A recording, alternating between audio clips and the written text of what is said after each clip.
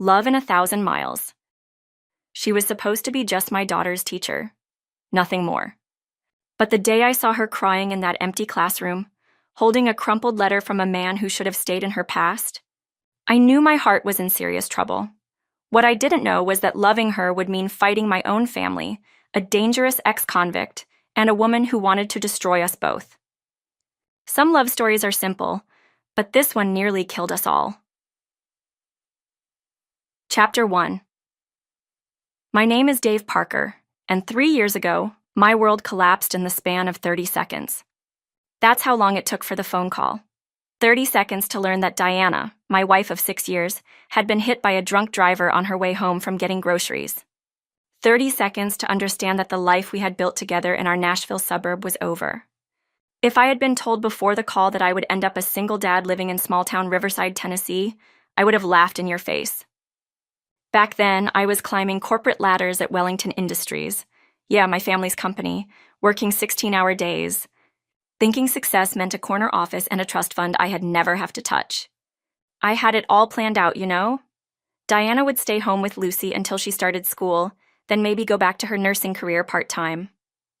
We'd have 2 more kids, a bigger house in Belmead, country club memberships, the whole perfect life package that people like me were supposed to want. Then Diana died, and suddenly I had a grieving 4-year-old daughter, Lucy, who barely spoke anymore, and I had no clue how to put the pieces back together. The first few months were a blur of casseroles from well-meaning neighbors, family members telling me what I should do, and nights spent staring at the ceiling wondering how the hell I was supposed to raise our little girl who kept asking when Mommy was coming home. Lucy stopped talking for almost 6 weeks after the funeral. She would just sit in Diana's chair, holding this little stuffed elephant Diana had given her, not making a sound. The child psychologist said it was normal, that she was processing trauma, but normal didn't make it any less terrifying to watch your child disappear into grief. My parents wanted me to hire a nanny, get back to work, and maintain normalcy. Children are resilient, my mother kept saying. Lucy will bounce back faster if you keep your routine. But I couldn't just bounce back. Every room in our house held memories of Diana. Every morning I woke up expecting to smell her coffee brewing. Every night I reached for her side of the bed and found emptiness. That's when I made the decision that probably saved both our lives. Chapter 2. Diana used to talk about Riverside constantly.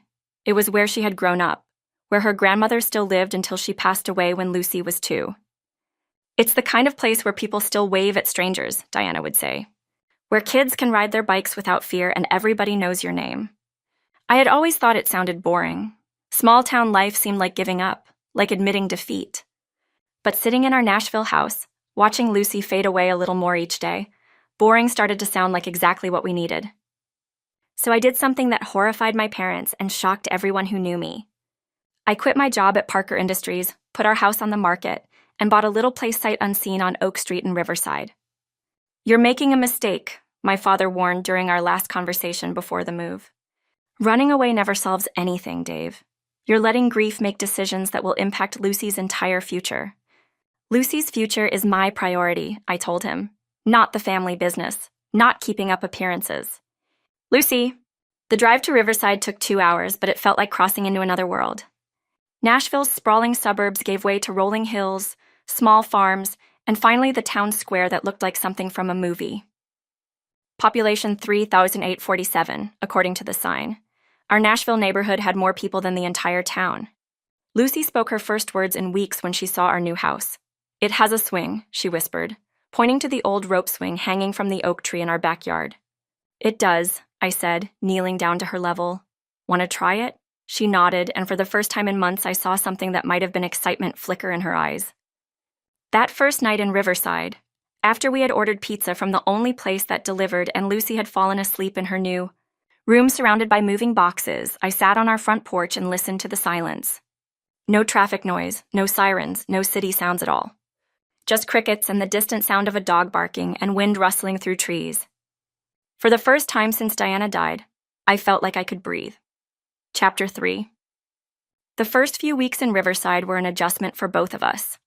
I had taken a job at Riverside Community Credit Union, a massive step down from my corporate position, but the hours were reasonable and the people were kind. My new boss, Frank Morrison, was a grandfather of 5, who understood that sometimes life required starting over. Money isn't everything, he told me during my interview. Family is. Sounds like you figured that out the hard way. Lucy and I developed new routines. Breakfast together every morning, usually cereal because I was still learning to cook. Walks around the town square after dinner. Bedtime stories on the porch swing when the weather was nice. Slowly, very slowly, Lucy started coming back to life. She began talking again, little whispers at first, then full sentences. She would ask about the people we met, Mrs. Henderson next door who brought us fresh tomatoes from her garden, Mr. Murphy at the hardware store who always gave her a free lollipop, the mailman who learned her name and waved every day. "Daddy," she said one evening while we were having dinner, "do you think Mama would like our new house?" It was the first time she had mentioned Diana without crying. "I think she would love it," I told her. She always said Riverside was the most beautiful place in the world. "I think so too," Lucy said, then went back to her mac and cheese like she hadn't just broken my heart and healed it at the same time. But as August turned to September, a new challenge emerged. Lucy was starting pre-K at Riverside Elementary, and I was terrified. She had been doing so well in our little bubble of small-town life. What if school brought back the trauma? What if the other kids were cruel? What if she retreated back into that horrible silence? The night before her first day, Lucy crawled into my bed around midnight. "Daddy," she whispered, "what if my new teacher doesn't like me?" "Oh, sweetheart," I said, pulling her close.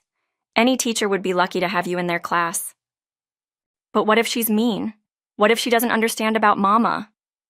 I had been dreading this conversation, but suddenly the words came easily. "Lucy, do you remember what Mama used to say about new people?" She thought for a moment. "That everyone has a story and most people have kindness in them if you look hard enough?" "That's right, your new teacher has a story too, and I bet it has a lot of kindness in it." "Will you tell her about Mama?" "If you want me to, I will." She snuggled closer to me. "I want her to know that Mama was the best mama in the whole world, but she had to go to heaven to take care of the angels. I'll make sure she knows, I promised." Chapter 4. Riverside Elementary was a small brick building that probably hadn't changed much since Diana was a student there. Walking through those hallways on Lucy's first day, holding her tiny hand while she clutched her elephant, I felt the weight of every single parent milestone I would have to navigate alone. Lucy's classroom was bright and cheerful, with alphabet charts on the walls and a reading corner filled with colorful pillows. But what caught my attention immediately was the teacher. She was maybe 5'4" with auburn hair pulled back in a neat bun, warm green eyes, and this gentle smile that seemed to light up the entire room. She was kneeling next to a little boy who was crying, speaking to him in soft, soothing tones. "It's okay, Tyler," she was saying. "First days are scary for everyone. Even teachers get nervous on the first day." "Even you, Miss Thompson?" the boy asked, "especially me. But you know what I've learned? The scared feeling goes away once you start making friends." That was when she looked up and saw us standing in the doorway. Her smile widened and she stood gracefully. "You must be Lucy," she said, walking over to us. "I'm Miss Thompson, and I've been so excited to meet you." Lucy hid behind my legs, suddenly shy. Miss Thompson didn't push. Instead, she crouched down to Lucy's level and pointed to the elephant in Lucy's arms. "Is that your elephant? He's beautiful. Does he have a name?" Lucy peeked out from behind me. "Peanut," she whispered. "Peanut is a perfect name for an elephant. Would Peanut like to see where you'll be sitting? I put your name card at the table by the window so you can watch the birds." "There are birds?" Lucy asked, her interest piqued. "Lots of birds, cardinals and blue jays and sometimes even a hawk. They like to sit in the big oak tree during story time." For the first time that morning, Lucy let go of my hand. She followed Miss Thompson to a small table where a handwritten name card read, "Lucy Parker," in beautiful cursive letters. "Mr. Parker?" Miss Thompson stood and extended her hand to me. "I'm Aria Thompson. Lucy's going to do wonderfully here." Her handshake was firm, her eyes kind and understanding. There was something about her presence that immediately put me at ease. "She's been nervous about starting school," I said. "We moved here from Nashville a few months ago, and it's been an adjustment." "New places can be challenging," she said carefully, "but children are remarkably adaptable. Lucy seems like a very special little girl." Other parents were starting to arrive with their children, so I knew I needed to leave soon. But something made me linger. "Miss Thompson," I said quietly, "Lucy's mother passed away last year. She might mention that, and I just wanted you to know in case." Arya's expression softened with genuine compassion. "I'm so sorry for your loss. Thank you for telling me. I'll make sure Lucy feels comfortable talking about her mother whenever she needs to." "Thank you," I said, and meant it. I knelt down to hug Lucy goodbye. She held on to me a little longer than usual. "You'll pick me up after school?" she asked. "I'll be right here at 3 o'clock, I promised." "Have fun, sweetheart." Walking out of that classroom was harder than I had expected. But when I glanced back through the window, I saw Arya standing at Lucy's table, listening intently as Lucy showed her how Peanut could do tricks. Something in my chest loosened for the first time in months. Chapter 5. The transformation in Lucy over those first few weeks of school was remarkable. Every day when I picked her up, she would have new stories to tell. Miss Thompson had let them plant seeds in little pots. They had read a book about a mouse who was afraid of cats, and Lucy had related it to being nervous about new things. They'd had a tea party with stuffed animals, and Peanut had been the guest of honor. "Miss Thompson says Peanut is very well behaved for an elephant," Lucy told me one afternoon as we walked home from school. "She says elephants are really smart, like people." What else did Miss Thompson say? She said that people who love elephants are usually very kind, and she said I have nice manners just like Mama taught me. Every conversation with Lucy seemed to include something Miss Thompson had said or done. It was clear that Lucy was not just adjusting to school, she was thriving. But what struck me most was how natural Arya seemed with the children. During pickup time, I'd watch her interact with each student individually. She knew their interests, their fears, their little personalities. When shy Benjamin finally spoke up during circle time, she celebrated like he'd won the Nobel Prize. When Emma Rodriguez had an accident during art class, Arya cleaned it up without making Emma feel ashamed. "She's wonderful with them," commented Sarah Chen, another parent, one afternoon while we waited for dismissal. "Emma's been in daycare since she was tiny, but she's never connected with a caregiver the way she has with Miss Thompson." "Lucy feels the same way," I said, watching through the classroom window as Arya helped a little boy tie his shoes. "Are you single?" Sarah asked suddenly, then blushed. "I'm sorry, that was rude. I just noticed you always pick up Lucy alone, and I wondered. My sister is single, and she's lovely." "I'm widowed," I said simply. "Oh," Sarah's face fell. "I'm so sorry. I shouldn't have assumed." "It's okay. We're doing all right." But as I said it, I realized how much my definition of all right had expanded. 3 months ago, all right meant getting through the day without falling apart. Now it meant Lucy laughing at breakfast, chatting with neighbors, feeling like we belonged somewhere. A big part of that change, I was beginning to realize, had to do with the woman in that classroom. Chapter 6 October brought parent-teacher conferences, and I'll admit I was looking forward to mine more than I probably should have been. Lucy had been talking about Miss Thompson constantly for weeks, how she always smelled like vanilla and cinnamon, how she had the most beautiful handwriting in the world, how she knew everything about butterflies, and had promised to help Lucy write a letter to her mama in heaven. That last one had stopped me in my tracks. "She said what?" I asked Lucy during dinner one evening. "Miss Thompson said that people we love who go to heaven can still hear us when we talk to them, and sometimes writing letters helps us feel closer to them. She said her grandpa died when she was little, and she used to write him letters all the time." I had to excuse myself to the kitchen because my eyes were suddenly burning with tears. Not just because of Lucy's innocent faith, but because this teacher had found such a gentle, perfect way to help my daughter process her grief. The conference was scheduled for a Thursday evening in late October. I arranged for Mrs. Henderson to stay with Lucy and arrived at the school a few minutes early. Arya was organizing papers at her desk when I knocked on the door frame. She looked up and smiled, and something in my chest did a little flip. She was wearing a soft blue sweater that brought out her eyes, and her hair was loose around her shoulders instead of in its usual bun. She looked younger, more relaxed. "Mr. Parker, come in," she said, gesturing to the chair across from her desk. "Can I get you some coffee? I made a fresh pot." "That would be great, thank you." She poured 2 cups from a small machine on her windowsill, adding cream to both without asking how I liked it. Somehow, she'd noticed during our brief morning conversations that I always took cream in my coffee. "So," she said, settling into her chair, "let's talk about Lucy." For the next 20 minutes, she painted a picture of my daughter that filled my heart to overflowing. Lucy was bright, creative, kind to her classmates. She was reading slightly above grade level and showed particular interest in stories about animals and nature.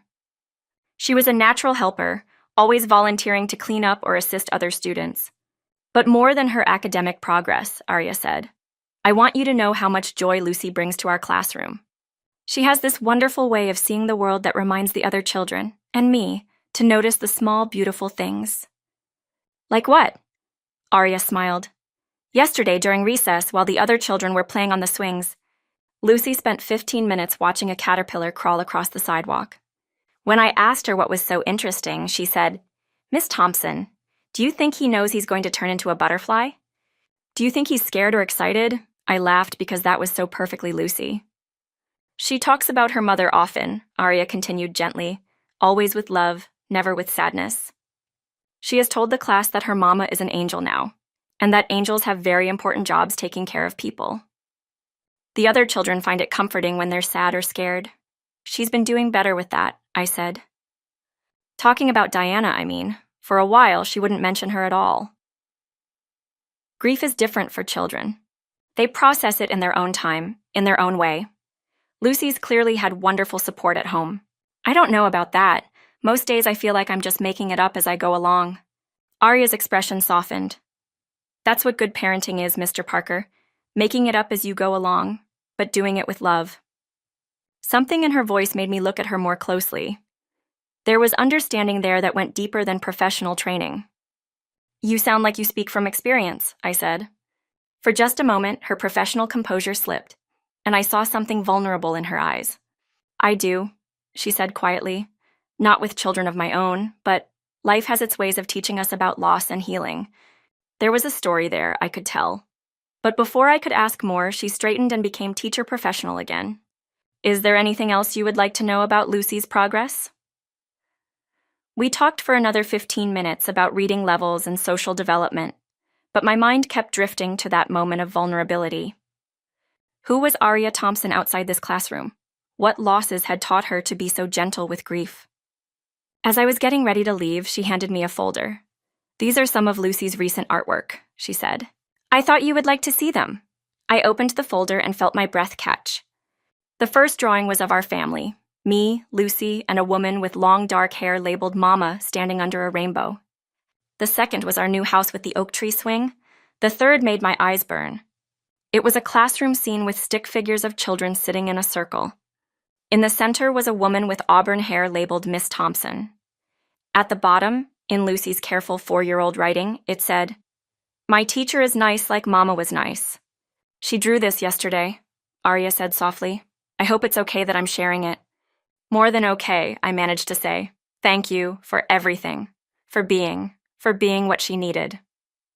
She's what I needed too, Arya said, then looked surprised that she had said it out loud.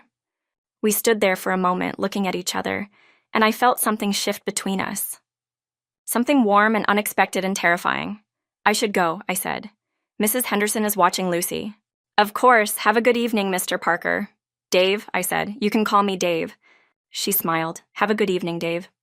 Walking to my car, I realized that for the first time since Diana died, I was thinking about a woman as more than just a teacher, more than just a kind stranger, and that scared the hell out of me.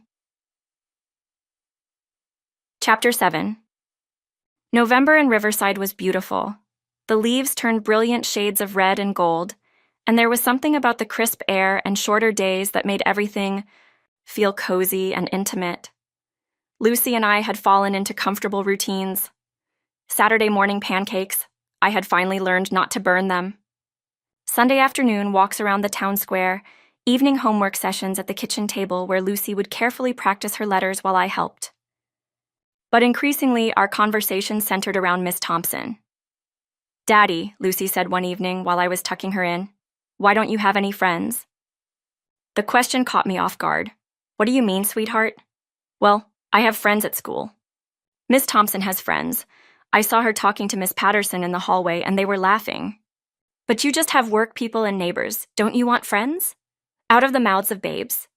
The truth was, I hadn't thought about friendship since Diana died. Back in Nashville, our social life had revolved around couple friends, dinner parties, networking events.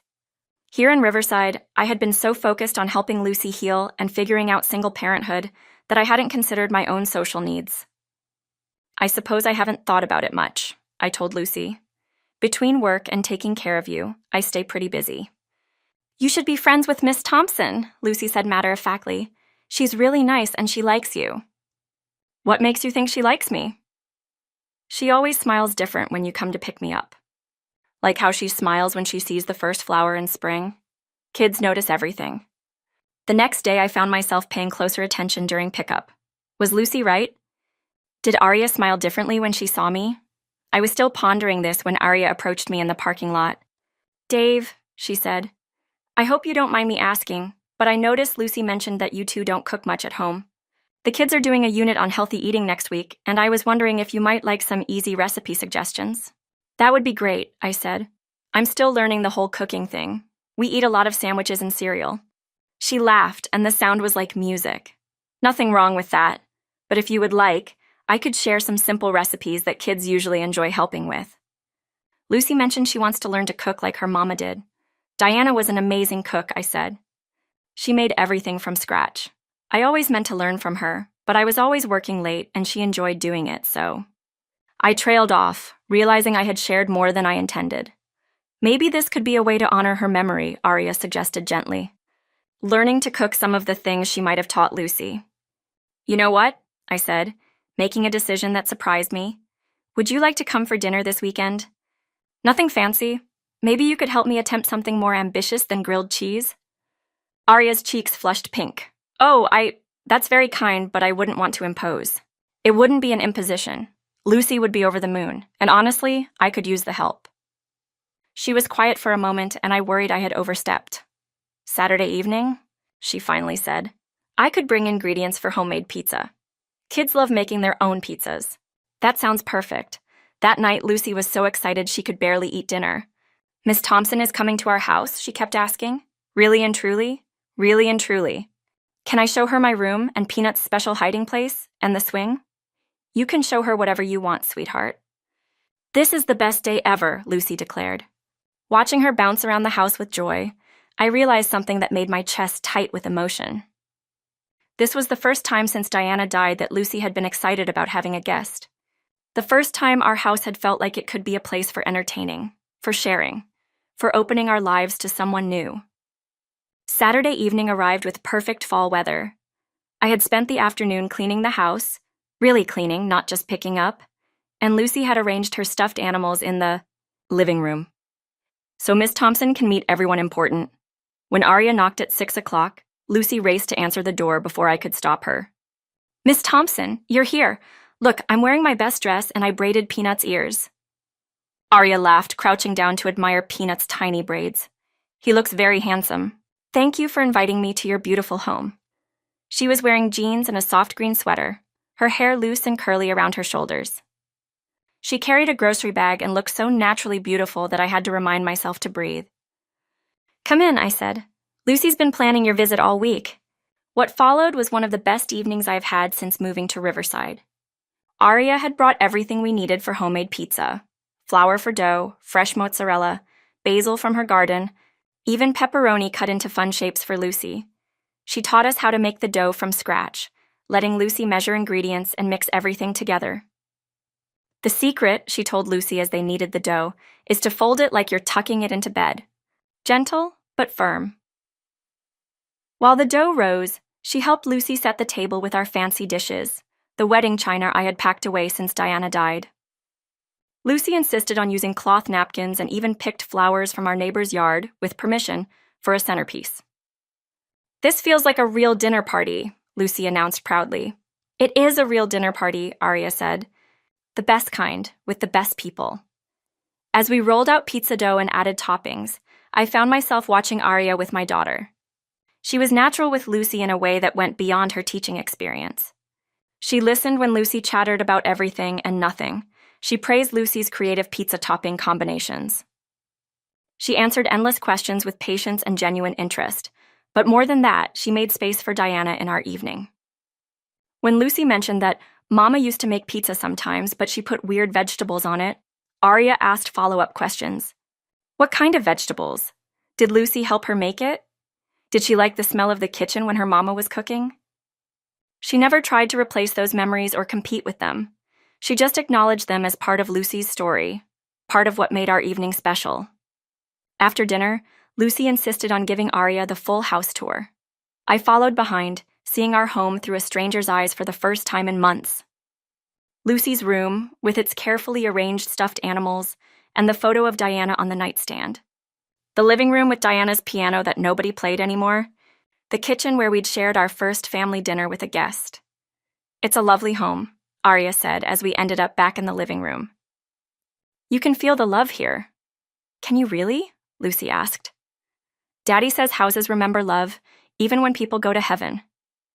I think your daddy is very wise, Arya said, glancing at me with something warm in her eyes.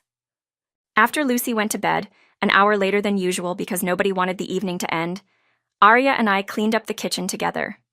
Thank you, I said as she dried the last dish.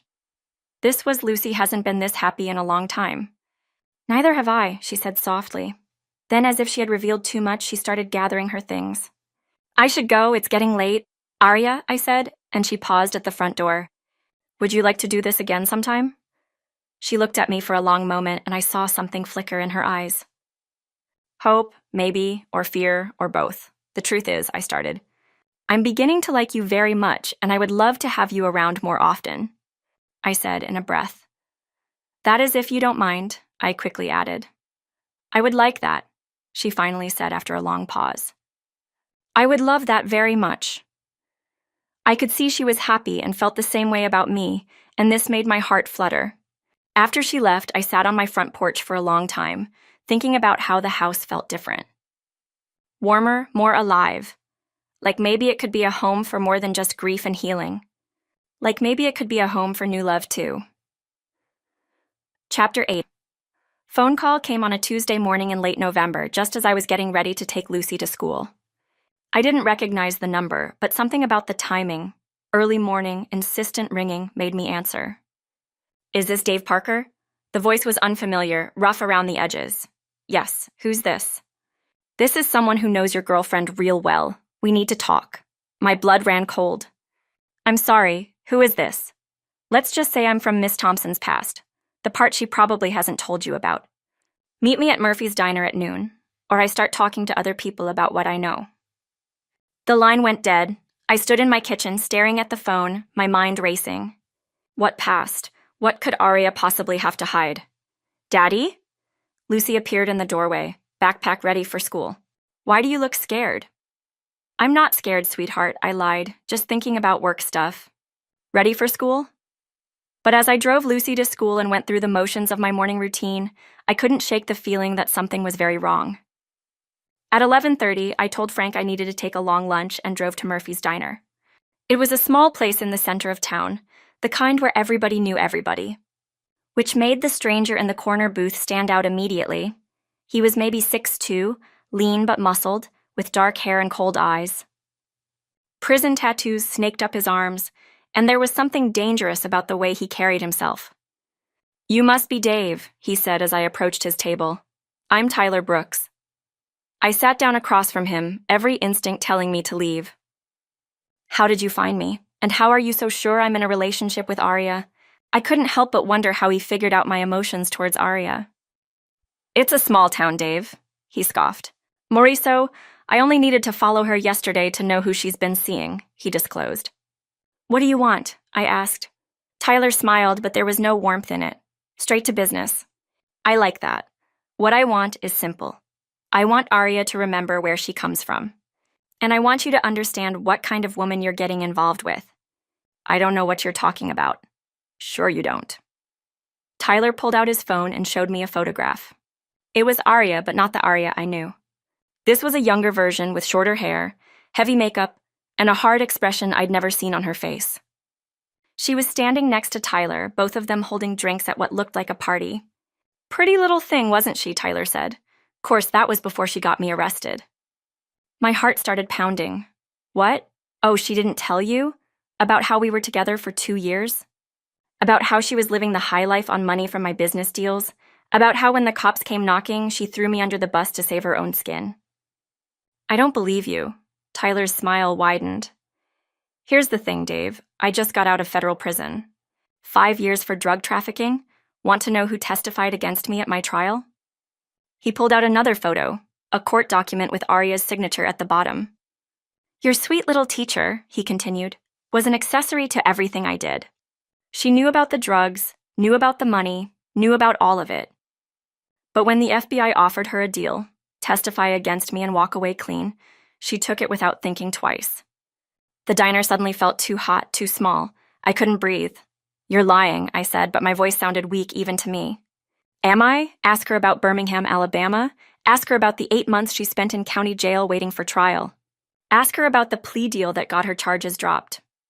Tyler leaned back in his chair, enjoying my shock. See, here's what's going to happen, he continued. Arya's going to start remembering how good we were together. She's going to remember that she owes me for 5 years of my life. And you're going to step back and let that happen. And if I don't? If you don't, I start telling people in this lovely little town about their favorite teacher's criminal past. Wonder how that school board would feel about having an ex-convict around their precious children. My hands clenched into fists. Get to the point. $5,000, Tyler said simply. That's what it costs for me to disappear and never come back. Consider it a small price to pay for your girlfriend's reputation. And if I don't pay, then everyone in Riverside learns the truth about Arya Thompson, or should I say Arya Sullivan. That's her real name, by the way.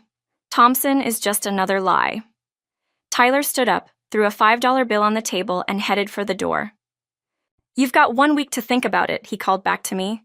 My number's on the napkin. Don't take too long. I'm not a patient man. I sat in that diner for 20 minutes after he left, staring at the napkin with his phone number scrawled on it, trying to process what had just happened. Was any of it true? The woman who had sat at my kitchen table making pizza with my daughter? Was she really a criminal? Had she lied about everything? But even as the doubts crept in, a part of me rebelled against Tyler's story. The Arya I knew was gentle, honest, kind. She couldn't be the person he had described. Could she? Chapter 9. I spent the rest of the day in a haze of confusion and dread. I picked up Lucy from school on autopilot, made dinner without tasting it, helped with homework while my mind churned through Tyler's revelations. Daddy, you're acting weird, Lucy said as I tucked her into bed. Are you sick? No, sweetheart, just tired. Big day at work. Is Miss Thompson coming for dinner again soon? The innocence in her question nearly broke me. I don't know, Lou. Maybe. I hope so. She makes you smile like Mama used to. After Lucy fell asleep, I sat on my porch in the cold November air, trying to figure out what to do. I had Tyler's phone number in my pocket and a head full of accusations I didn't want to believe. But I had to know the truth. The next evening, after Lucy was in bed, I drove to Arya's cottage on Pine Street. Her living room light was on, and I could see her silhouette through the sheer curtains, grading papers at her kitchen table. I sat in my car for 10 minutes, working up the courage to knock on her door. How do you ask someone you're falling in love with if they're a criminal? How do you bring up a past they've obviously tried to leave behind? When she answered the door, her face lit up with genuine pleasure. Dave, what a nice surprise. Come in, it's freezing out there. Her cottage was exactly what I had expected, cozy and warm, with books everywhere, plants on every windowsill, and the scent of vanilla candles. It was the home of someone who found joy in simple, beautiful things. Can I get you some tea? Coffee? She asked, leading me to her living room. Actually, I said, I need to ask you something. Something in my tone made her pause. She settled onto her couch, tucking her legs under her, and looked at me with concern. What is it? You look upset. I pulled Tyler's napkin from my pocket and set it on her coffee table. I watched her face change as she recognized the phone number, watched the color drain from her cheeks. Where did you get this? She whispered. He came to see me yesterday. Tyler Brooks. He says he knows you. Arya closed her eyes, and for a moment she looked so fragile I wanted to take her in my arms and tell her we didn't have to talk about this. What did he tell you? She asked quietly. That you two were together, that you were involved in his drug business, that you testified against him to save yourself from prison. She was quiet for so long, I wondered if she was going to answer at all. When she finally spoke, her voice was barely above a whisper. It's true, most of it anyway. My heart sank, even though part of me had been expecting this confirmation. I was 23, she continued, staring at her hands. Fresh out of college, working at a daycare in Birmingham, trying to figure out what I wanted to do with my life. He was charming, confident. He had money and a nice car, and he made me feel special. She got up and walked to her window, looking out at the dark street. I knew something wasn't right about his business. He said he was in construction, but the hours were weird, the phone calls at all times of night. The cash? So much cash? But you stayed with him? I was young and stupid and I thought I was in love? Her voice cracked slightly, and by the time I realized what he was really doing, I was in too deep. I was living in his apartment, driving his car, wearing clothes he bought me. When the FBI showed up, they found drugs in my purse, drugs I swear I didn't know were there. She turned back to face me, tears streaming down her cheeks. I spent 8 months in county jail, Dave. 8 months wondering if I was going to spend the rest of my 20s in federal prison for something I barely understood. My parents disowned me, my friends disappeared, I lost my job, my reputation, everything. But you testified against him. The prosecutor offered me a deal, testify about what I had seen and heard, and they would drop the charges against me. I took it because I was scared and alone and I wanted my life back. Was Tyler telling the truth? Did you know about the drugs? Aria was quiet for a long moment. When she answered, her voice was steady but full of pain. I suspected. I chose not to ask questions because I didn't want to know the answers. I was selfish and cowardly, and an innocent version of myself died in that jail cell. I felt like I was drowning in information I didn't know how to process. After the trial, she continued, I changed my name legally. Sullivan to Thompson, moved to Tennessee, got my teaching license, started over completely. The person I was in Birmingham, that scared, naive girl who made terrible choices, I buried her. Why didn't you tell me? When? She asked, and there was a flash of anger in her voice. When you were dealing with a grief of your own? When you invited me to dinner and I saw how happy your daughter was? When was I supposed to say, oh, by the way, I used to be involved with a drug dealer and I spent time in jail? She had a point, but it still felt like betrayal. I was going to tell you, she said more softly. I've been trying to work up the courage for weeks. I knew that if we were going to. If this was going to be something real, you deserved to know everything. What does Tyler want? Money, at first anyway, but knowing Tyler, it won't stop there. He's angry about the years he lost and he blames me for all of it. He wants $5,000. Aria laughed bitterly. Of course he does. On a teacher's salary, I don't have $5,000. And even if I did, paying him would just prove that his threats work. We sat in silence for several minutes, the weight of her revelations settling between us. I understand if you can't, if this changes things, she said finally. You've been through so much already. She doesn't need the scandal that comes with me. What scandal? Tyler won't just take the money and disappear, Dave. He'll keep coming back, demanding more.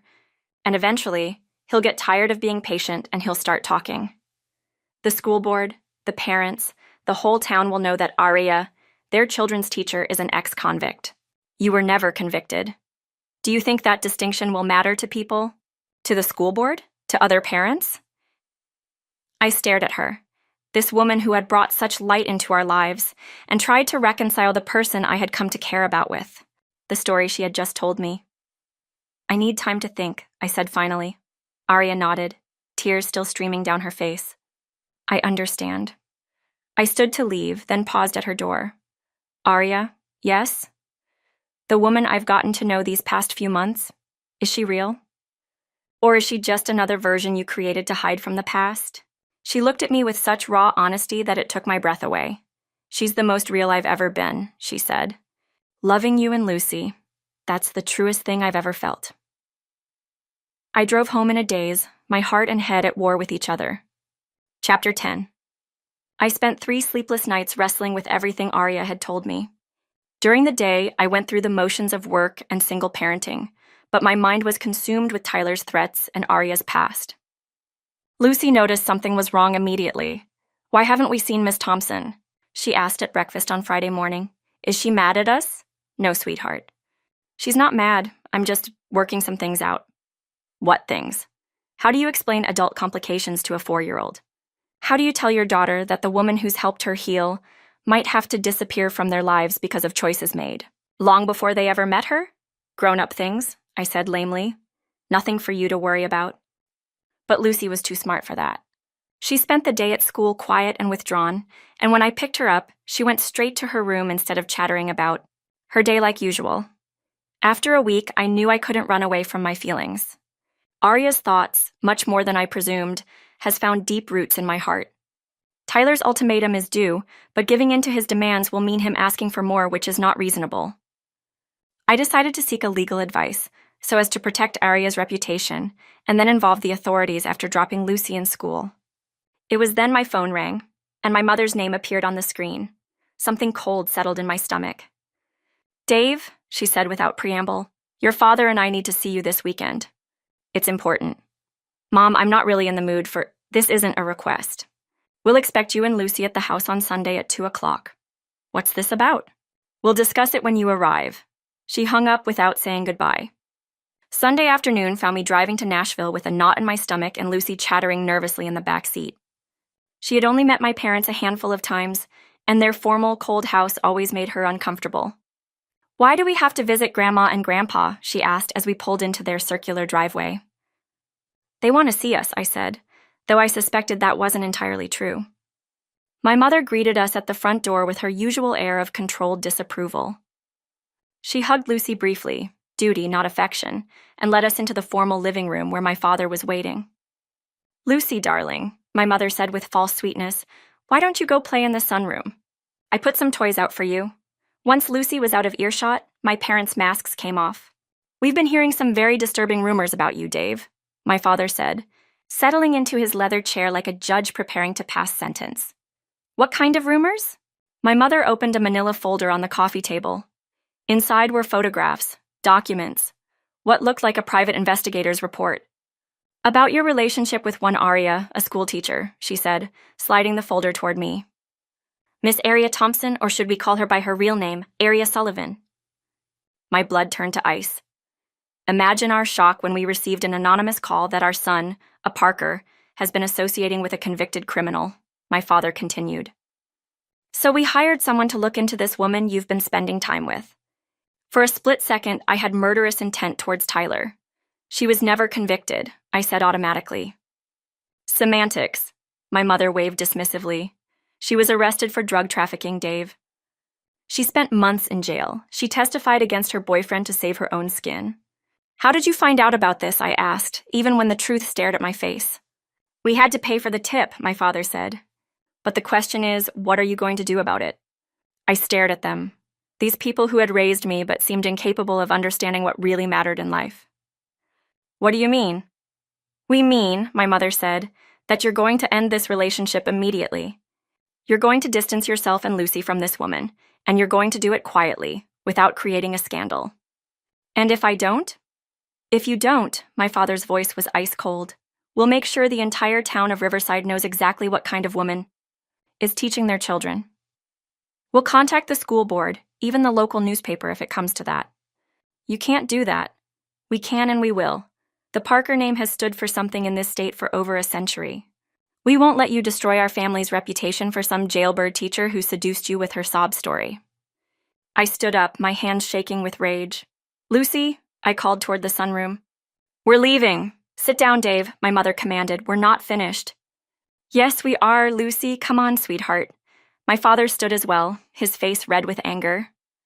"If you walk out that door, you're choosing her over your family. Is that really what you want?" I looked at these people who had given me life but had never understood how to love, who valued reputation over happiness, control over connection. "Yes," I said, "that's exactly what I want." "Then you're no son of mine," my father said. "Good," I replied. "Because I don't want to be the kind of man who destroys someone's life to protect his precious image." I took Lucy's hand and walked out of that house, knowing I might never be welcome there again. But as we drove back to Riverside, Lucy's small hand in mine, I realized something important. For the first time since Diana died, I knew exactly what I was fighting for. Chapter 11, Monday morning brought the crisis I had been dreading.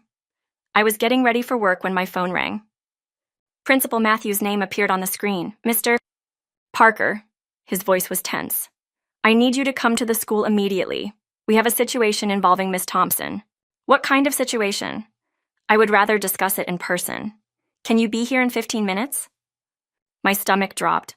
I'll be right there. I called Frank to tell him I would be late and drove to Riverside Elementary with my heart pounding. I found Principal Matthews in his office with two other people I didn't recognize. A stern-looking woman in a business suit and a man with a briefcase. Mr. Parker, Matthews said, this is Dr. Patricia Hayes from the State Education Board, and Mr. James Fisher, the school district's legal counsel. We've received some very serious allegations about Miss Thompson, Dr. Hayes said without preamble. Allegations about her background and her fitness to work with children. What kind of allegations? That she has a criminal record, Mr. Fisher said, consulting his notes. Specifically, that she was arrested and jailed in connection with drug trafficking in Alabama 5 years ago. She was never convicted of anything, I said, echoing Arya's earlier words. Oh, I see you already know about this, Matthew was surprised. Yes, I replied unfazed. She confided in me. The charges were dropped in exchange for her testimony against her co-conspirator, Dr. Hayes continued, unbothered with my awareness. But the fact remains that she was involved in criminal activity and failed to disclose this on her teaching application. Where did these allegations come from? Principal Matthews looked uncomfortable. An anonymous tip, but the caller provided specific details, dates, case numbers. We verified much of the information. Tyler, or my parents, or both working together. Look, I said. I know about Arya's past. She made mistakes when she was young, but she spent the last 5 years building a new life. She's an excellent teacher. Lucy and the other children love her. That's not the point, Dr. Hayes said coldly. The point is that she lied on her application. She deliberately concealed information that would have disqualified her from employment. So what happens now? Miss Thompson has been placed on immediate administrative leave pending a full investigation, Principal Matthews said. If the allegations are confirmed, she'll be terminated and her teaching license revoked. I felt the walls closing in. She's innocent. She was a victim who got caught up in something she didn't understand. Mr. Parker, Mr. Fisher said, I understand you are sentimental towards Miss Thompson, but this is a professional matter.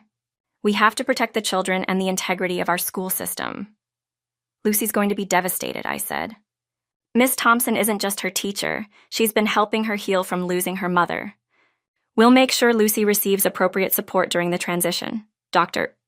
Hayes said in a tone that suggested the conversation was over. I left the school feeling like I had been punched in the gut.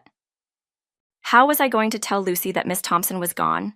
How was I going to explain that sometimes the world punished people for mistakes they had already paid for? But first, I had to find Arya. I drove to her cottage and found her sitting on her front steps, still in her pajamas, holding a box of her classroom belongings. They cleared out my desk, she said without looking up. 20 minutes. That's how long it took to erase 5 years of my life. I sat down beside her on the cold concrete steps. I'm sorry, I said. This is also my fault. If I hadn't gotten involved with you, maybe it wouldn't turn out like this. My parents were also somehow involved. They threatened me with you, but I couldn't let go of you. It's not your fault, she interrupted, looking at me with a sad smile. I knew this day might come. I've been living on borrowed time since I came to Riverside. What will you do? Arya was quiet for a long time. When she answered, her voice was flat and defeated. I have a sister in Colorado. Maybe I can start over there. Again. What about us? What about Lucy? There is no us, Dave. There can't be. Look at what knowing me has cost you. You fought with your parents, probably lost their support, and now Lucy's going to be traumatized all over again when her teacher disappears. Lucy loves you, and I love her, which is why I have to go. She deserves stability, not the chaos that follows me everywhere. I wanted to argue, to tell her we could fight this, that love was worth fighting for. But looking at her sitting there with everything she had built crumbling around her, I didn't know how. That evening, telling Lucy that Miss Thompson wouldn't be her teacher anymore was one of the hardest things I'd ever had to do.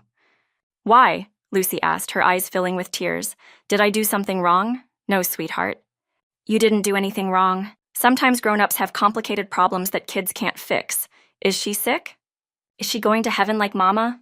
My heart broke all over again. No, baby, she's not sick. She has to go away for a while. When will she come back? I couldn't lie to her. I don't know if she will. Lucy cried herself to sleep that night, and I sat in my living room feeling like I had failed Lucy. And most importantly, I failed to protect the one I love, again. Chapter 12. The next few weeks passed in a haze of routine and grief. Lucy struggled with having a substitute teacher, asking daily when Miss Thompson was coming back.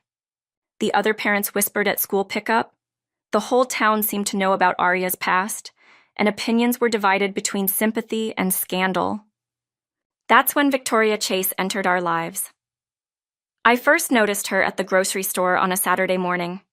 She was in the cereal aisle, dressed impeccably even for weekend shopping, and she seemed to be having trouble reaching something on a high shelf. "Can I help you with that?" I asked, grabbing the box she was reaching for. "Thank you so much," she said with a smile that was pure sunshine. "I'm Victoria Chase. I just moved here from Nashville to start a law practice. Dave Parker, welcome to Riverside." Parker? Her eyebrows rose slightly. As in Parker Industries? "Yeah, that's my family's company, though I'm not involved with it anymore." Still, small world. "I worked with your family's legal team a few years ago on a property deal. We chatted for a few more minutes about Nashville, about small-town life, about the challenges of starting over in a new place." Victoria was intelligent, charming, and genuinely interested in hearing about life in Riverside. Then she handed me her business card and headed to her car. Over the next few weeks, Victoria seemed to appear everywhere I went, the coffee shop where I grabbed lunch, the park where I took Lucy to play, even at Lucy's school during pickup time. She was always friendly, always perfectly appropriate, but there was something calculated about these encounters that made me uncomfortable. "She likes you," Mrs. Henderson observed one evening after Victoria had stopped by to return a book she claimed I'd dropped in the parking lot. "That woman is interested, Dave. She's just being neighborly." "Honey, I've been married for 43 years. I know the difference between neighborly and hunting." The truth was, Victoria was everything that made sense on paper. Beautiful, successful, from my world. She understood references to places and people from my old life in Nashville. She had money, connections, the kind of polished confidence that my parents would approve of. And she was clearly interested in being more than friends. The problem was, I wasn't interested in her. Every conversation with Victoria made me think about Arya. Victoria's practiced charm reminded me of Arya's natural warmth. Victoria's perfect appearance made me miss Arya's unconscious beauty. Victoria's interest in impressing me made me long for Arya's simple acceptance. But Arya was gone. She had left Riverside 3 days after being dismissed from the school, disappearing in the middle of the night without saying goodbye. Her cottage was empty, her forwarding address unknown. "Maybe it's time to move on," Frank suggested one day at work. "That Chase woman seems nice, successful, stable." "I'm not ready," I said. "Dave, it's been 6 weeks since Miss Thompson left. Lucy's still asking about her every day. You're walking around like someone died and there's a beautiful, available woman practically throwing herself at you. What are you waiting for?" What was I waiting for? Some sign that Arya was coming back? Some miracle that would undo the past and make everything right? The answer came the next evening when Lucy was playing in her room and I was half-heartedly going through some papers Frank had brought home for me to review. "Daddy," Lucy called from upstairs, "can you come here?" I found her sitting on her bed, holding the photo of Diana that always sat on her nightstand. "I was talking to Mama," she said matter-of-factly. "What did you tell her?" "I told her about Miss Thompson going away and how sad you are, and how that pretty lady keeps coming to our house." "What did Mama say?" I asked, playing along. Lucy was quiet for a moment, studying Diana's picture with the seriousness only children possess. She said that sometimes people have to go away, but love doesn't go away. And she said that the right person will stay and not give up, even when it's difficult. Out of the mouths of babes. That night, after Lucy was asleep, I sat on my porch and made a decision. Victoria Chase was a lovely woman, but she wasn't the woman I loved. And Arya Thompson might have made mistakes in her past, but she was worth fighting for. The question was, how do you fight for someone who's disappeared? Chapter 13. Finding someone who doesn't want to be found is harder than it sounds, especially when they have experience starting over with new identities. I started with the basics, called the school district in Colorado that Aria had mentioned her sister worked for. No one by the name of Aria Thompson or Aria Sullivan worked there. Tried information services for Denver, Colorado Springs, Boulder. Nothing. I even considered hiring a private investigator, but something about that felt wrong. Like I would be invading her privacy the same way Tyler and my parents had. It was Victoria who finally gave me the lead I needed, though she probably didn't mean to. She had stopped by on a Thursday evening, again, this time bringing dinner from the new Thai restaurant in town and an obvious excuse about wanting to get my opinion on the food since she was thinking of ordering catering for her office opening. Lucy was polite but distant with Victoria. She answered questions about school and her artwork, but without the enthusiasm she had shown with Aria. Kids have good instincts about people, and Lucy's instincts were telling her that Victoria wasn't quite genuine. She seems sad, Victoria observed after Lucy went to bed. Is she still missing her teacher? Yes, I said simply. It must be hard watching her pine for someone who just left. Without even saying goodbye, there was something in Victoria's tone that made me look at her more sharply. You seem to know a lot about what happened. Victoria had the grace to look slightly embarrassed. Small town, people talk. What do people say? That she had a criminal past. That she lied on her teaching application. That she was involved with drug dealers. Victoria paused, watching my reaction. Is it true? It's complicated. Dave, I hope you don't mind me saying this, but maybe it's for the best that she's gone. Lucy's been through so much trauma already. The last thing she needs is more instability. Aria wasn't unstable. She was the most stable influence Lucy had after we moved here. But she left, Victoria said softly. When things got difficult, she ran away. Is that really the kind of person you want in Lucy's life? In your life?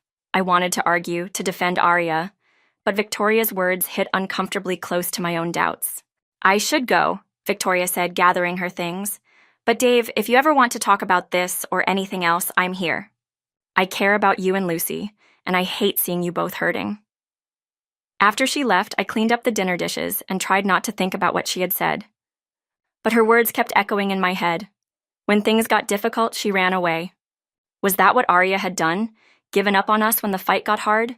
The answer came 2 days later, in the most unexpected way. I was at the bank depositing my paycheck when the teller, a woman named Janet who had lived in Riverside her entire life, made an offhand comment that changed everything. Mr. Parker, she said as she processed my transaction, I hope you don't mind me asking, but did you ever hear from that teacher? Miss Thompson? No, I said. Why? Well, it's probably nothing, but my nephew works at the post office, and he mentioned that she had set up mail forwarding before she left. Said she was really upset about leaving, cried the whole time she was filling out the forms. My heart started beating faster. Mail forwarding to where? Now, I probably shouldn't say. But since you two were close, and that little girl of yours was so attached to her. Janet looked around to make sure no one was listening. Denver, Colorado. Some address in the suburbs. Denver, Aria's sister. I thanked Janet and left the bank with the first real hope I had felt in weeks. But mail forwarding wasn't enough to find her. I needed more information. That evening, after Lucy was in bed, I did something I hadn't done since high school. I called in a favor from an old friend. Danny Morrison had been my roommate at Vanderbilt, and now he worked for a tech company that specialized in data analysis. More importantly, he owed me a favor from our college days that I had never collected on. Dave Parker, he said when he answered the phone, I was wondering when you would finally call in that debt. I need help finding someone, Danny, someone who doesn't want to be found. Legal? Completely. It's personal, not business. I explained the situation, carefully without revealing Aria's past, and gave him what little information I had. Her real name, her approximate age, the Denver mail forwarding address, her sister's connection to education. Give me a few days, Danny said. I'll see what I can find.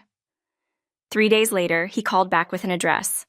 Aria Sullivan, age 28, currently residing at 1247 Maple Grove Drive, Littleton, Colorado. She's working as a substitute teacher for the Jefferson County School District. Looks like she's living with her sister, Maria Sullivan Garcia, who's a high school principal there. I wrote down the address with shaking hands. Dave, Danny said, whatever happened between you two, she doesn't seem to be hiding. The address is listed. She's using her real name. She's working in education again. If she didn't want to be found, she would have been harder to track. Maybe Victoria was wrong. Maybe Arya hadn't run away from us. Maybe she had just run away from the scandal, hoping to protect Lucy and me from the fallout. There was only one way to find out. Chapter 14. Before I could go to Colorado, I had one more problem to solve. Tyler Brooks. He had been calling sporadically since Arya left town, leaving threatening voicemails about money still owed, about unfinished business. I had been ignoring him, hoping he would give up and leave me alone, but his calls were getting more aggressive. He thought he could still ruin my so-called prestigious public figure with my relationship with Arya. The breaking point came on a Tuesday night when he showed up at my house. I was helping Lucy with an art project at the kitchen table when someone pounded on our front door. Not knocked, pounded, like they were trying to break it down. "Stay here," I told Lucy, moving to the front window to peer out. Tyler stood on my front porch, and even from inside I could see he had been drinking. "Parker," he shouted, "I know you're in there. We need to talk." Lucy appeared beside me, her eyes wide with fear. "Daddy, who is that?" "Someone who shouldn't be here," I said, pulling out my phone to call 911. But Tyler saw the movement through the window. "Don't you dare call the cops," he yelled. "All I want is what's owed to me. 5 minutes of conversation, that's all." "Lucy, go to your room and lock the door," I said quietly. "Daddy, I'm scared." "I know, sweetheart, just go upstairs and don't come out until I tell you, okay?" She nodded and ran upstairs. I heard her bedroom door close and the lock click. I opened my front door but kept the screen door locked between us. "What do you want, Tyler?" "My money," he said, swaying slightly. "Your girlfriend skipped town without paying what she owes me." "That makes you responsible." "I don't owe you anything.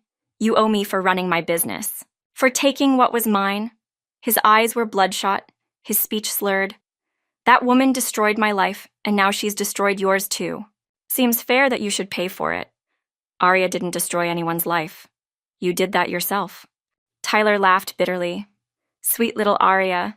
Did she tell you how she used to beg me to take her to parties? How she loved spending drug money on clothes and jewelry? How she couldn't get enough of the lifestyle until the cops showed up?" "You're lying." "Am I?" "Ask her about the necklace, the one with her initials that I bought her with cocaine money. Ask her if she still has it." Something cold settled in my stomach, but I kept my voice steady. Even if that were true, it was 5 years ago. "People change?" "People don't change," Tyler spat. "They just get better at hiding who they really are. But pressure reveals truth, doesn't it? And when the pressure got too intense here, what did your precious teacher do? She ran, just like she ran from Birmingham." He was right about that, and we both knew it. "Here's what's going to happen," Tyler continued, pulling a crumpled piece of paper from his pocket. "This is her address in Colorado. Yeah, I found her. Pretty little house in the suburbs, living with her sister, playing house like nothing ever happened." My blood ran cold. Stay away from her. Or what? You'll call the cops? Tell them what? That I'm bothering your ex-girlfriend who happens to be a criminal? That'll go well. Tyler smiled, and there was nothing pleasant about it. "I'm going to Denver, Parker. I'm going to have a conversation with Arya about old times, about money owed, about unfinished business. Unless, of course, you want to settle this right now." "How much?" I asked, hating myself for the words. "10,000 cash. You've got 1 week. I don't have $10,000. "Then you better find it. Because if you don't, I'm going to make Arya's new life in Colorado just as interesting as her old life in Alabama." He turned to leave, then paused. "Oh, and Parker, that little girl upstairs? Make sure she understands that some secrets need to stay secret. Wouldn't want anything to happen to her because Daddy couldn't keep his mouth shut." The threat was clear, and my vision went red. "If you ever threaten my daughter again," I said, my voice deadly quiet, "I will destroy you." Tyler just laughed and walked away. I locked the door and immediately called Lucy down from her room. She ran into my arms, shaking. "Who was that man, Daddy? Why was he so angry?" "Someone who made bad choices a long time ago," I said, holding her tight. "But he's gone now, and he won't be back." I hoped that was true. That night, after Lucy was finally asleep, I made a decision. I couldn't let Tyler hurt Arya again. I couldn't let him destroy the new life she was trying to build. But I also couldn't come up with $10,000 in a week, which meant I had to warn her. And maybe, just maybe, find out if Victoria was right. if Arya had run away from us, or if she had been trying to protect us all along.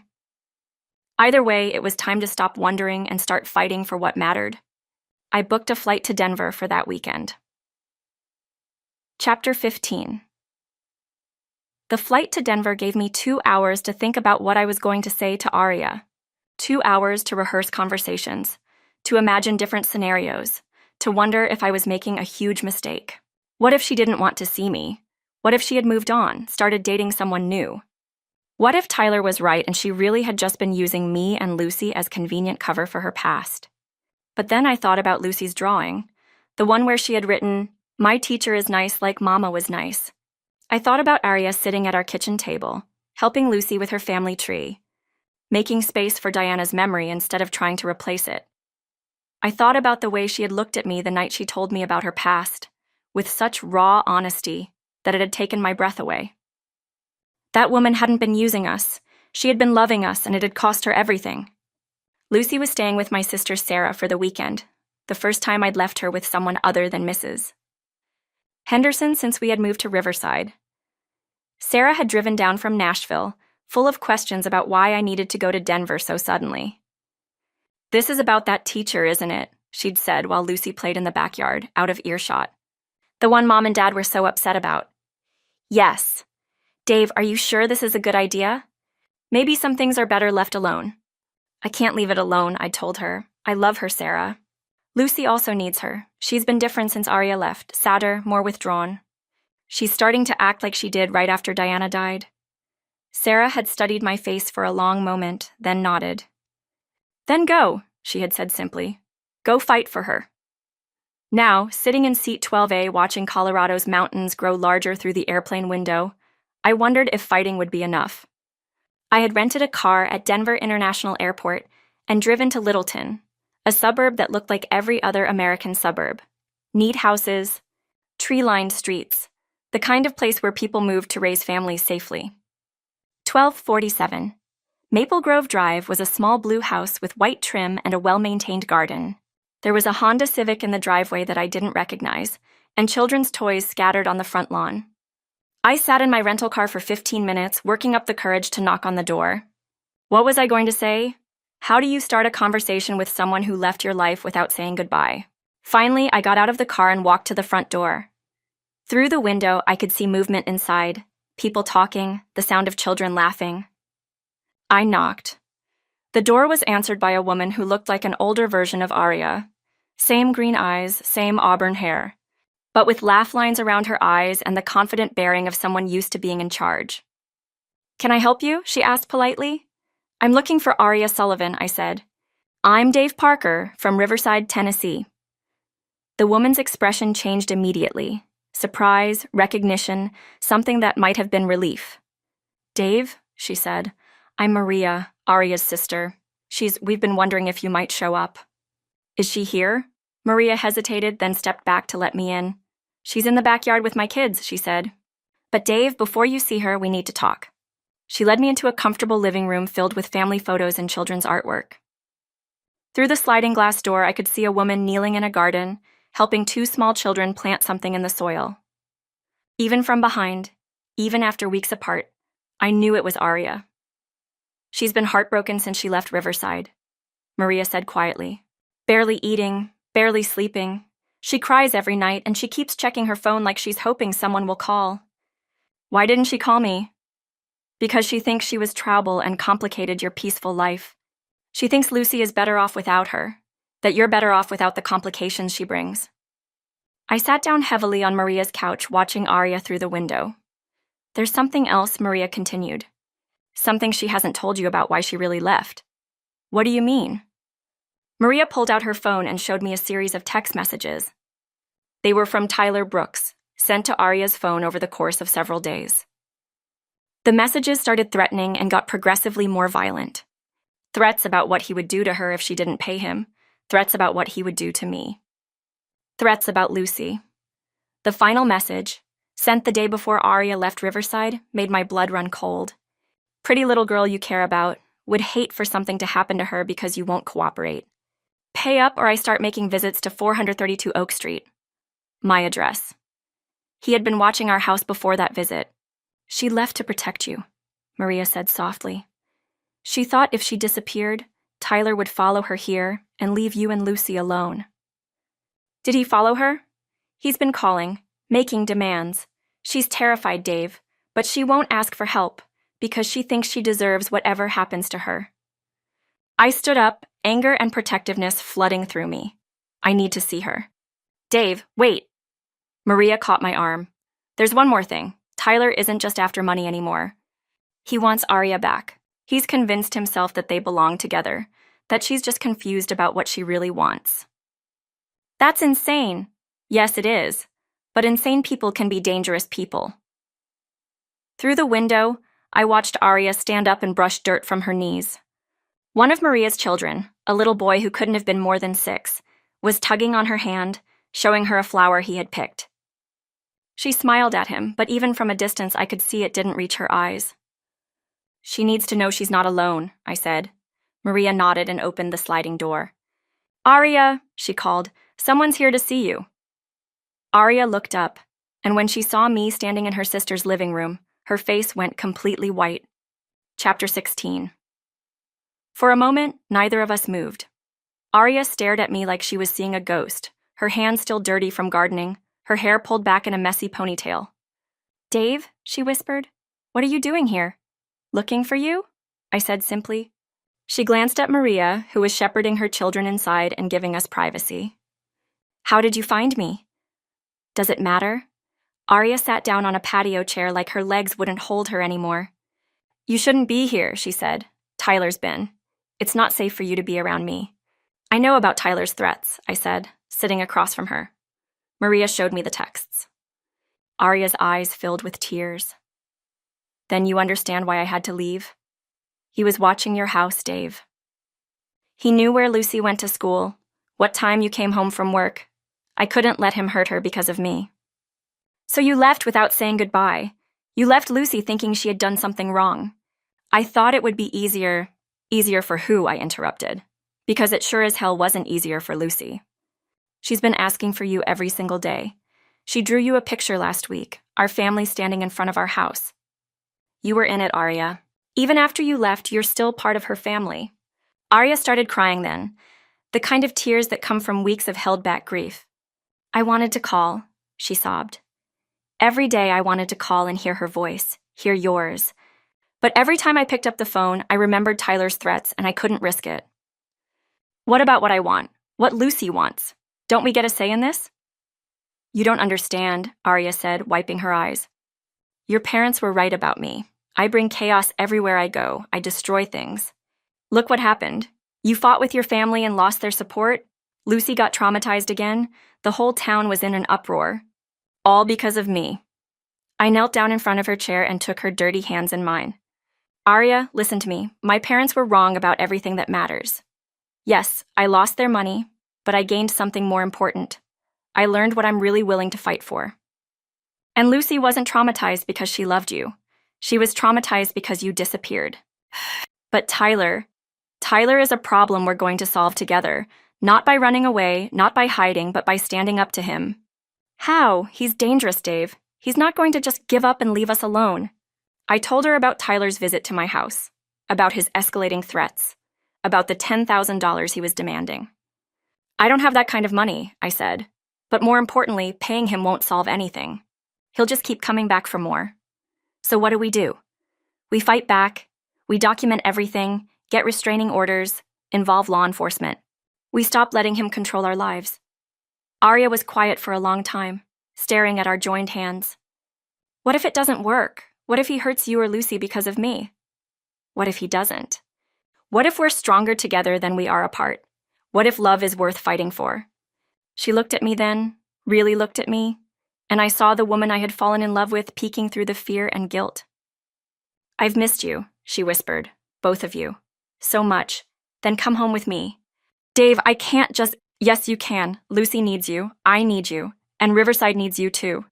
The school board will never hire me back. Maybe not, but there are other schools, other opportunities. We'll figure it out together. Arya pulled her hands free and stood up, walking to the edge of Maria's small patio. What about your parents? They'll never accept me. I don't care what they accept. I'm not living my life for their approval anymore. And the town gossip, the scandal, will die down eventually. It always does. She turned back to me, and for the first time since I had arrived, I saw hope in her eyes. Do you really think we can make this work? I think we have to try. Because the alternative, living without you, watching Lucy pine for someone who cared about her, spending the rest of my life wondering what could have been, that's not living at all.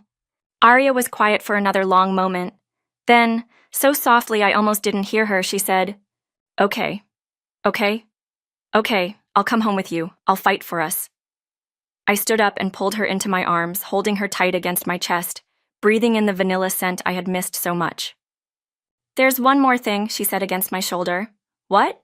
Tyler knows I'm here. He's been calling, making threats. If I come back to Riverside with you, he'll follow. Let him. We'll be ready for him. Chapter 17. The flight back to Tennessee was different from the one to Denver. This time, Arya was beside me, nervous but determined, holding my hand as Nashville's skyline came into view. We had spent another day in Colorado making plans. Maria had helped us research restraining orders and legal options. We had documented Tyler's threats, saved his voicemails, prepared a case that would hopefully keep him away from us permanently. But mostly we had talked. About the past, about the mistakes we had both made, about what we wanted for the future. I'm scared, Arya admitted as our plane descended. What if Lucy's moved on? What if she's angry that I left? She's 4 years old, I reminded her. 4-year-olds forgive easily, especially when they love someone. But I was nervous too. It had been 2 months since Arya left Riverside. 2 months was a long time in a child's life. Sarah was waiting for us at baggage claim with Lucy, who was holding a hand-drawn sign that said, Welcome home in crayon.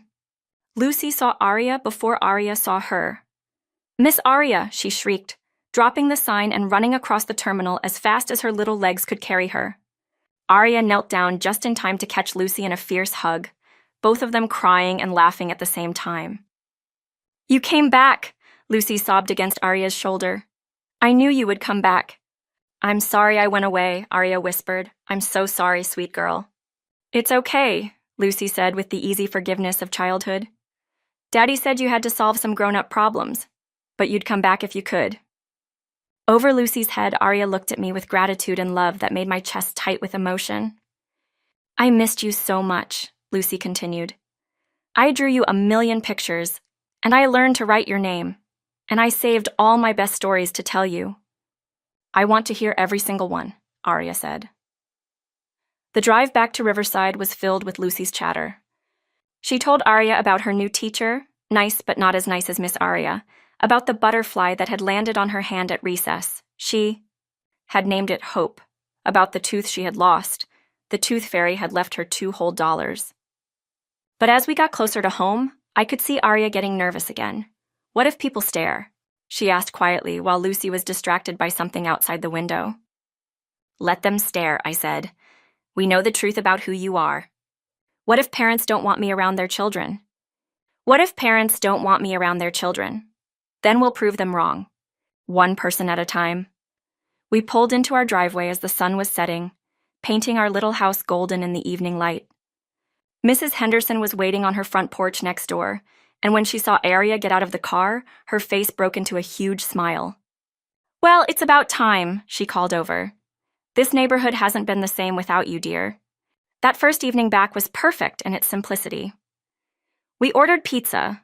Lucy insisted on making it just like the homemade pizzas Arya had taught us to make months ago. We sat around the kitchen table, listening to Lucy's endless stories, and for the first time in months, our house felt complete. After Lucy went to bed, Arya and I sat on the front porch swing, holding hands and watching fireflies dance in the warm evening air. I forgot how peaceful it is here, she said. It wasn't peaceful without you. It was just empty. Dave, I need you to know, if Tyler shows up, if this gets dangerous, I want you to take Lucy and go somewhere safe. Don't try to be a hero. We're in this together, I said firmly. Whatever comes, we face it together. That night, Arya slept in the guest room. We were taking things slowly, rebuilding trust, making sure Lucy felt secure before we made any big changes to our family structure.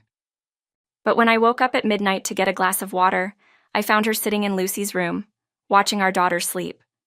"She's grown," Arya whispered when she saw me in the doorway. 2 months is a long time at her age. "I'll never leave her again," Arya said with quiet determination. "Whatever happens with Tyler, whatever obstacles we face, I won't run away again." "I know," I said, and I meant it. For the first time since she had left, I believed we were going to make it. Chapter 18, 3 Days. We had 3 peaceful days before Tyler came haunting. I was at work when Frank got the call. Someone was asking questions about my schedule and designation. "Sounds like someone's out to get you," Frank said grimly. "You need to call the sheriff." I called Sheriff Patterson immediately. We had already filed a restraining order against Tyler based on the threatening texts he had sent Arya. But paperwork was one thing. Enforcement was another. "We'll keep an eye on your house," Patterson promised. "But Dave, these domestic situations can get ugly fast. You might want to consider staying somewhere else until we can locate this Brooks character." But when I got home and told Arya what was happening, she shook her head. "No more running," she said firmly. "Lucy just got settled again. I won't uproot her life because Tyler can't accept that his past is over. Arya, if he's dangerous, then we deal with it here, in our home, with our community supporting us. Running just gives him power over us." That evening, we sat Lucy down and had a careful conversation about staying safe. We didn't want to terrify her, but she needed to understand that there might be a stranger asking questions about our family, and she should never talk to anyone she didn't know. "Is it the angry man who came to our house before?" Lucy asked with the perceptiveness that always amazed me. "Maybe," I said honestly. "But remember what we talked about? How there are lots of people who care about us and want to keep us safe?" Lucy nodded solemnly. "Sheriff Patterson and Mrs. Henderson and Miss Sarah and Frank and Maria from the store."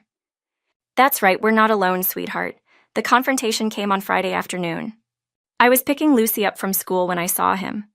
Tyler was leaning against a blue sedan in the parking lot, watching the children come out of the building. He was wearing sunglasses and a baseball cap, but I recognized his build, his posture, the predatory way he was scanning the crowd. My heart started racing. I pulled out my phone and called 911 while keeping my eyes on Tyler. "This is Dave Parker on Oak Street," I said when the dispatcher answered. "The man I have a restraining order against is at Riverside Elementary School, watching the children. I need someone here now." "Units are on their way, Mr. Parker. Can you get yourself and your daughter to safety?" I looked around the parking lot. Other parents were collecting their children, completely unaware of the potential danger. Lucy hadn't come out of the building yet. That's when I saw Arya. She was walking toward the school from the opposite direction. She had been substitute teaching at the middle school across town and had come to surprise Lucy at pickup. She hadn't seen Tyler yet, but he had definitely seen her. Tyler started walking toward her with purpose. I ran. "Arya!" I shouted across the parking lot. "Behind you!" She spun around just as Tyler reached her. Even from 50 yards away, I could see the fear on her face.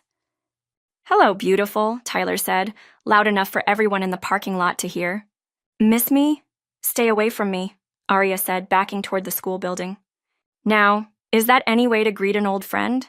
Especially after you ran away from Colorado without saying goodbye." Other parents were starting to notice the commotion. Mrs. Chen grabbed her daughter's hand and headed quickly to their car. Mr. Patterson pulled out his phone, probably calling his brother the sheriff. "Tyler, please," Arya said, her eyes darting to the knife he suddenly brought out. "There are children here." "Oh, I know, including your little boyfriend's daughter. Sweet kid, looks just like her dead mama." I reached them just as Tyler raised the knife. "Get away from her!" I yelled, tackling Tyler from the side. We went down hard on the asphalt, Tyler's knife skittering across the pavement. I thought I had him, but Tyler was stronger than I had imagined, and desperate in a way that made him dangerous. He scrambled for the knife while I tried to pin him down. Parents were screaming now, pulling their children away from the fight. "Dave, be careful," Arya shouted. Tyler's fingers closed around the knife handle just as I lunged for it. He rolled, slashing upward in a wild arc that caught me across the ribs. The pain was immediate and shocking. I felt the blade slice through my shirt, felt the warmth of blood spreading across my side. "Dave!" Arya screamed.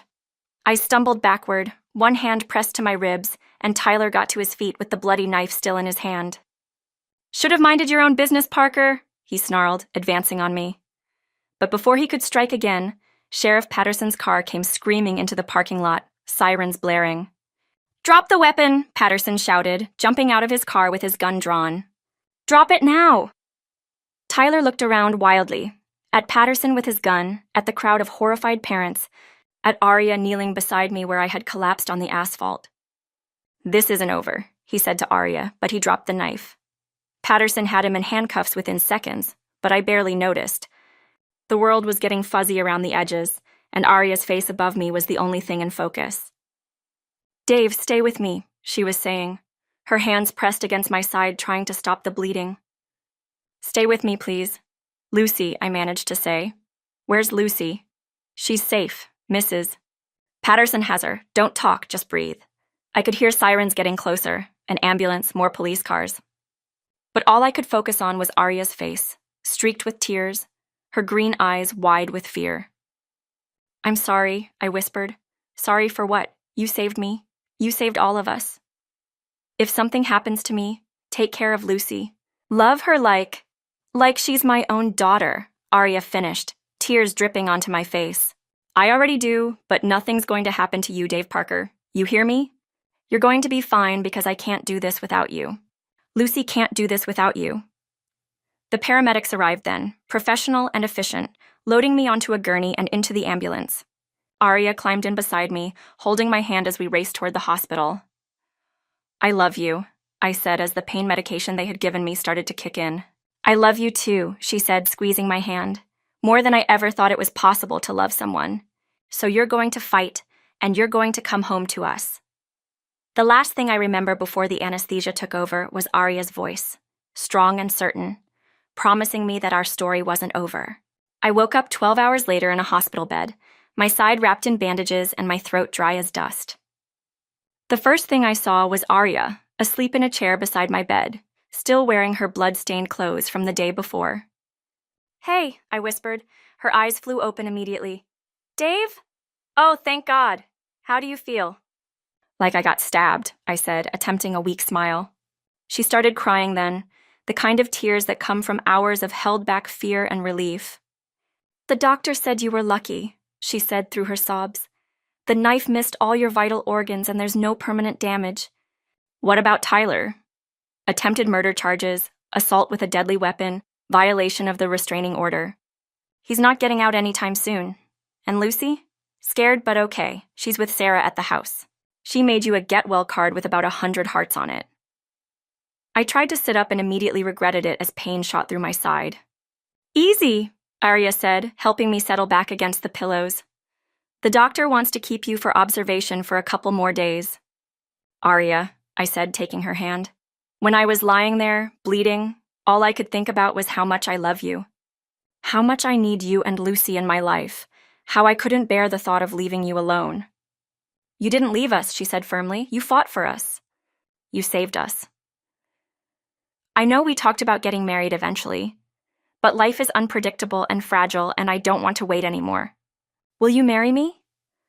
Arya stared at me, new tears streaming down her face. "Dave Parker, are you proposing to me from a hospital bed after being stabbed defending my honor? Is that a yes?" "That's the most romantic thing anyone has ever done for me," she said, leaning down to kiss me gently. "Yes, 1,000 times yes."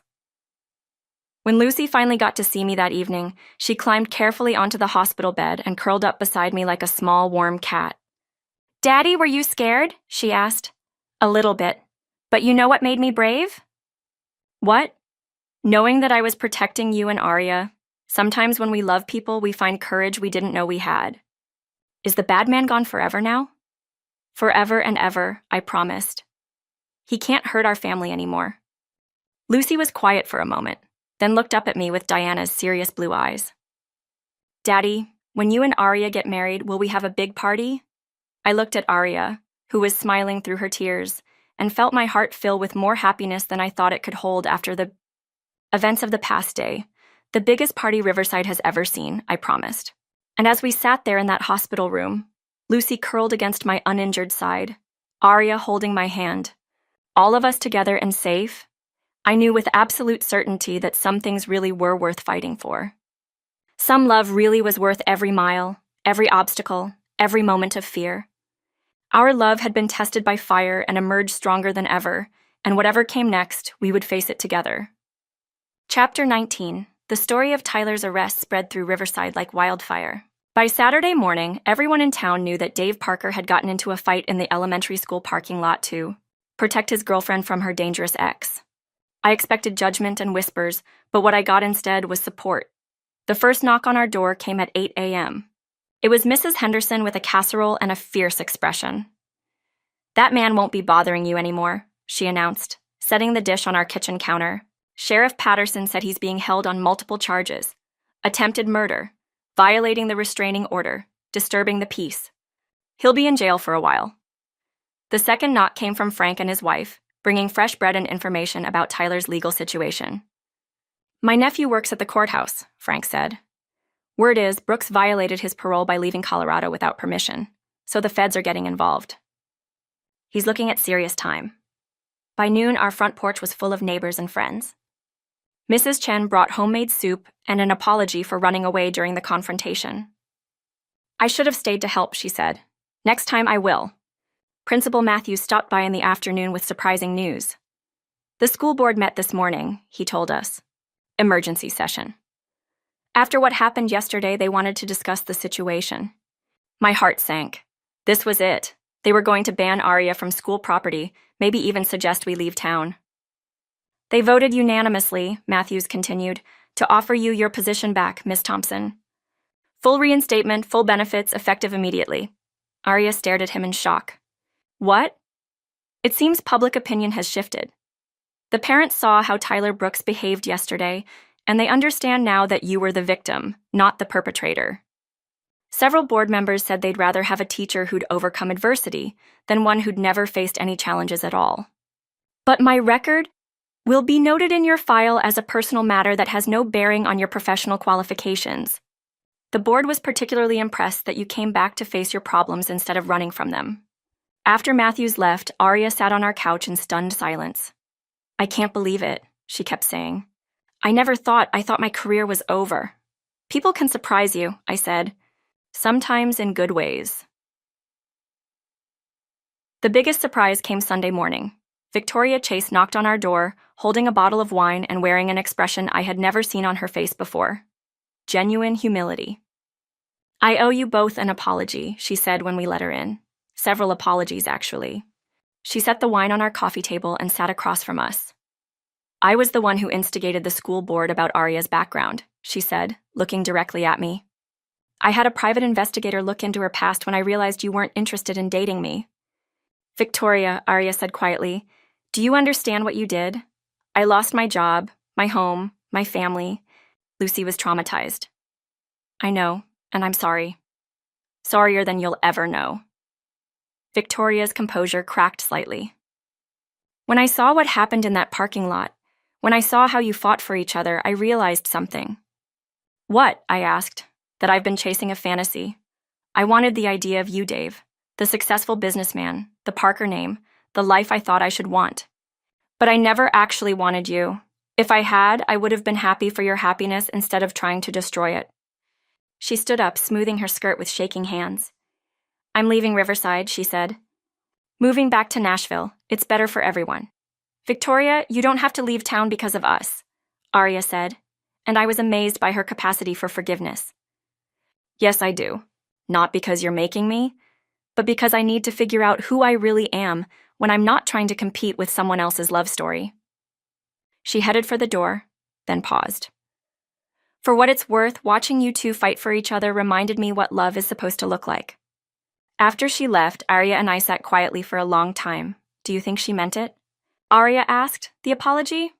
"I think she's trying to. Sometimes that's enough to start with." Epilogue: we got married on a perfect Saturday in June, 6 months after I had proposed on the hospital bed. The ceremony was small, just family and close friends in Riverside's town square, under the same oak trees where Diana and I had walked when we were dating, where I had brought Lucy to play during those first difficult months after we moved to town.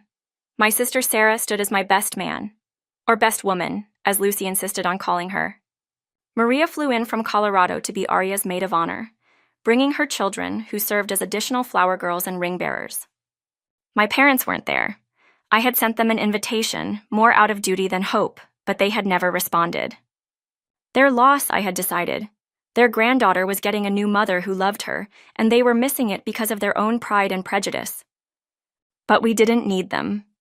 Mrs. Henderson was there, crying happy tears and taking photos with an old camera. Frank and his wife brought homemade flowers from their garden. Principal Matthews and half the school faculty came to support Aria. Sheriff Patterson even showed up, cleaned up and out of uniform for once, and Lucy stole the show. She wore a pale pink dress that made her look like the princess she had always wanted to be, with Diana's pearl necklace, the only jewelry of her mother's that fits a little. She carried a basket of rose petals and took her job very seriously, making sure every step down the aisle was perfectly decorated. But the most beautiful sight was Aria. She had chosen a simple white dress, nothing fancy or elaborate, but she looked radiant. Her hair was loose around her shoulders, held back with small white flowers. When she walked toward me down that makeshift aisle, I saw our whole future in her eyes. More children, holidays and birthdays, graduations and anniversaries, growing old together in our little house on Oak Street. The ceremony itself was brief. We'd written our own vows, and when it came time for Aria to speak, she looked at Lucy first. "Lucy Parker," she said, "I promise to love you like my own daughter forever and always. I promise to help you remember your Mama Diana with joy, not sadness. I promise to be here for every scraped knee, every bad dream, every important moment in your life." Then she turned to me. "Dave, you gave me something I thought I had lost forever, the chance to be part of a real family. You saw past my mistakes to the person I was trying to become. You fought for me when I couldn't fight for myself. I promise to love you and Lucy with everything I have for all the days of my life." When it was my turn, I looked at both of them, my daughter and the woman who had become her second mother. "Lucy, I promise to always make sure you know how much your Mama Diana loved you and how much Mama Aria loves you now. I promise to be the kind of father you deserve, present, patient, and proud of the amazing person you're becoming." Then I took Aria's hands. "Aria, you walked into our lives when we were broken, and you helped us heal. You loved us not despite our past, but because of who we were becoming. You stayed when staying was hard, you came back when coming back was harder. I promise to spend the rest of my life proving that you were right to take that chance on us." When Reverend Mitchell pronounced us husband and wife, Lucy cheered so loudly that everyone in the square started laughing. And when I kissed my new wife, Lucy squeezed between us for a group hug that nearly knocked us all over. Another part of the whole day was watching Lucy. She was in her element, running between tables, dancing with anyone who would partner with her, telling everyone who would listen that she now had two mamas, and wasn't that the most wonderful thing in the world? "She's happy," Sarah observed, watching Lucy twirl with Maria's youngest daughter. "She is," I agreed. "For the first time since Diana died, she's completely, purely happy." "And what about you?" Sarah asked. "Any regrets about walking away from the family fortune for love?" I looked at Aria, who was helping Lucy fix her flower crown, both of them laughing at something ridiculous and beautiful. "Ask me in 50 years, I said, but I'm pretty sure the answer will still be no." As the sun set over Riverside and I was holding both Aria's and Lucy's hands, I was grateful for the joy I found in love. "Make a wish," Lucy said, taking both our hands. "What should we wish for?" Aria asked. Lucy thought about it seriously, for tomorrow to be just as happy as today. It was the perfect wish. If you like this story, kindly subscribe, like, share, and drop your comments to support my channel. See you next time!